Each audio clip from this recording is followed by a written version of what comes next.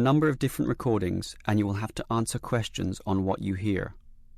There will be time for you to read the instructions and questions, and you will have a chance to check your work. All the recordings will be played once only. The test is in 4 sections. At the end of the test, you will be given 10 minutes to transfer your answers to an answer sheet. Now turn to Section 1. Section 1. You will hear 2 teachers, Andrew and Katie, discussing the coming excursion of their language class. First, you have some time to look at questions 1 to 6.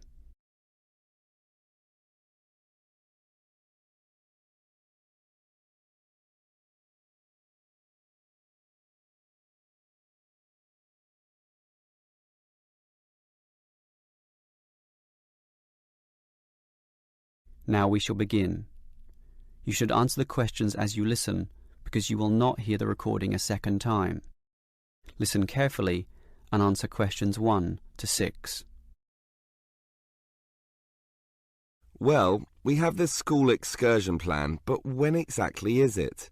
Is it this Tuesday or Wednesday? Well, it can't be Tuesday with the English tests taking place. Ah, right, not Tuesday but Wednesday.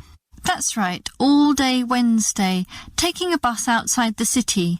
And where are we going? Last month we went to Arthur Island, so this time we're going to the animal park. Arthur Island was okay, but it was too cold. Let's hope the weather for this week's excursion is better. I don't suppose animals care about bad weather, but I certainly do. Have you heard the forecast? Yes, and it's not too bad.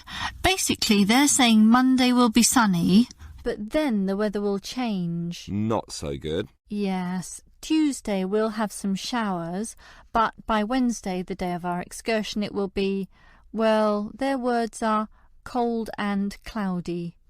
Cold and cloudy. Well, as long as it isn't wet and rainy, I'm happy enough. We won't need umbrellas, just warm clothing. And what time will we get there? Let's see, the bus picks us up at 8:30 a.m. and then it's an hour and a half on the road, so we arrive at 10 a.m. Sorry, with the 15-minute break, that will actually be 10:15 a.m. That's early enough. Then all our students can see the animals, have their fun, and do whatever they want to do. Well, one fun event planned that day is Birds of Prey. What's that?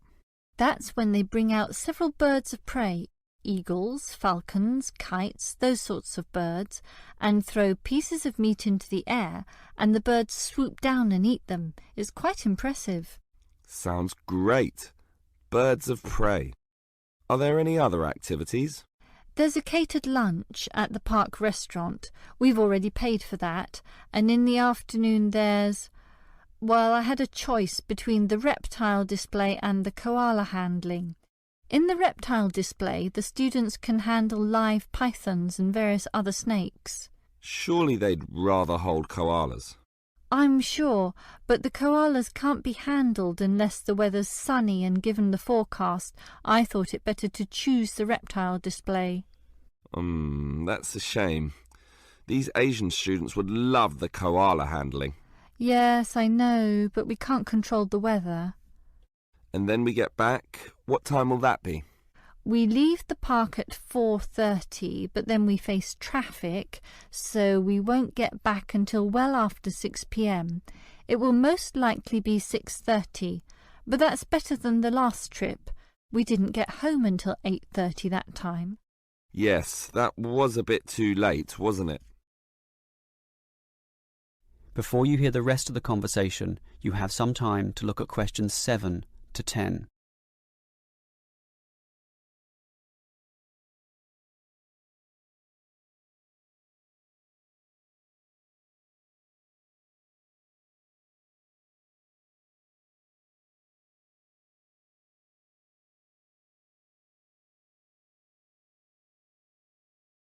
Now listen and answer questions 7 to 10. Andrew, I understand you've been doing some research regarding the breakdown by nationality of our student body. That must have produced some interesting results. You're right. I got some statistics from head office. I would imagine that most of our students are either Japanese or Chinese. You imagine right. But it's the Chinese who constitute the majority, but only just. I had thought Koreans might be second, but it's actually the Japanese, quite close behind. It's somewhat surprising, but obviously all those study tours that our university markets in Japan are bringing in students. What's the breakdown exactly? Japanese are a quarter of the whole, which is considerable. Last year they were only 16%, so that market has grown nicely. The only other proportions of some weight are the Indonesians and Koreans, about the same. Indonesians at 15% and the Koreans are a little higher, not like last year when they were less than 10%. I thought we'd have more Indonesians than Koreans. Well, as I said, they're about the same. Just like the Saudi and Thai student numbers, almost the same also, both just under 10.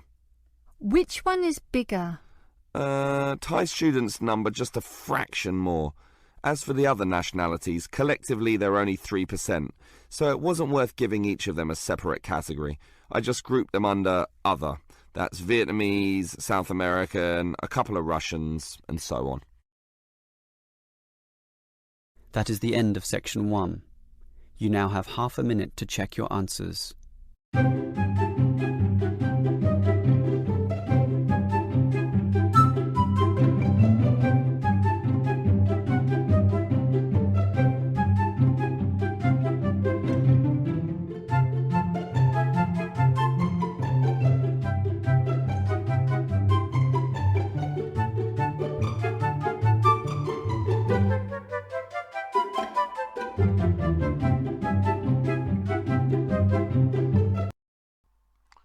Hi, this is IELTS Bob. I would very much appreciate it if you could like, subscribe and share this video, as this will enable me to help more IELTS students reach their IELTS goals. Very much appreciated. Thank you.